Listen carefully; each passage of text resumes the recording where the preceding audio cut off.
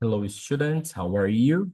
Hope you are all fine. Today we're going to talk a little bit about prepositions.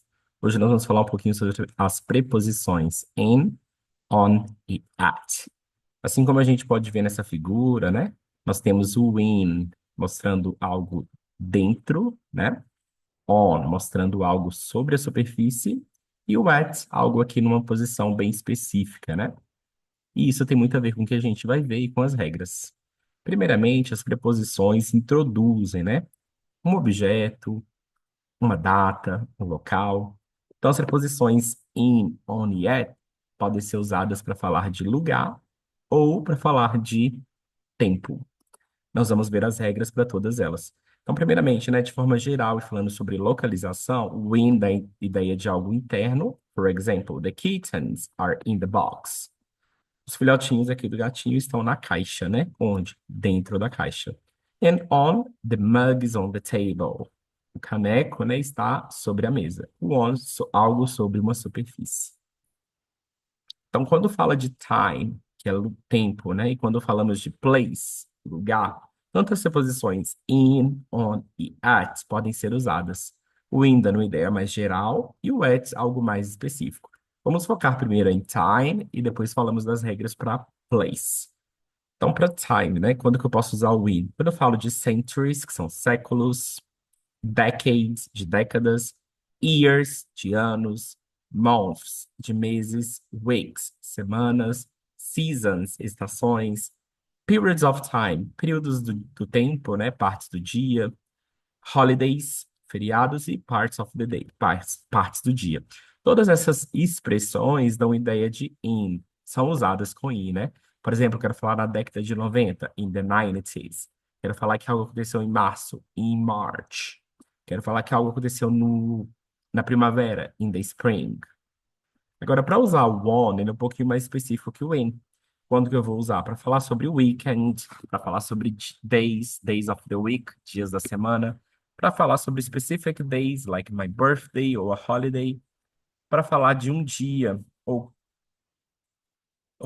um feriado relacionado àquele dia. Um dia, né, principalmente quando eu tenho o mês e o dia, eu posso usar o on.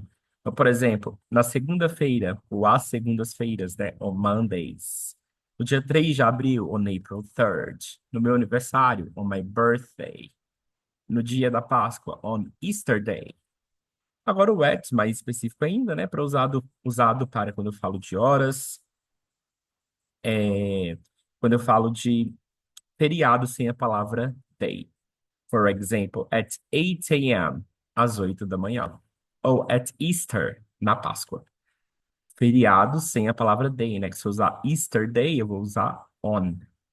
Agora, falando de lugar, nós temos o in para countries, cities, neighborhoods e enclosed space. Então, para países, cidades, vizinhanças, bairros, é um lugar que é fechado. Por exemplo, na França, em France, em Paris, em Paris. On, eu posso usar com streets and avenues, ruas e avenidas. Surface, que é algo que está sobre a superfície, por exemplo, no chão, on the floor. Means of transport, meios de transporte, like on a bus. E com meios de comunicação, por exemplo, on the internet, on the radio. E at, para endereços completos, né, que eu tenho número, nome da rua, ou uma localização bem específica, ou com o nome do local. Por exemplo, at 455 State Street. É the station, da estação. Com a palavra mountains, né, nós temos as duas possibilidades. Eu posso usar o on ou o in, mas com diferença de sentido. O on the mountains dá a ideia que algo está no topo da montanha. Diferentemente de in the mountains, que é algo ao redor, né, em volta das montanhas. For example, guys, by looking at this picture, I can see some houses in the mountains, but there is no house on the mountains. Então a gente tem casas aqui, olha, in the mountains, ao redor, por perto das montanhas, né? But no houses on the mountains. Mas não tem nenhuma casa aqui no topo da montanha. Com a palavra continent, né? Eu posso usar in se eu estou diretamente relacionado ao continente, ou on se eu tenho a palavra explícita, né? A palavra continente.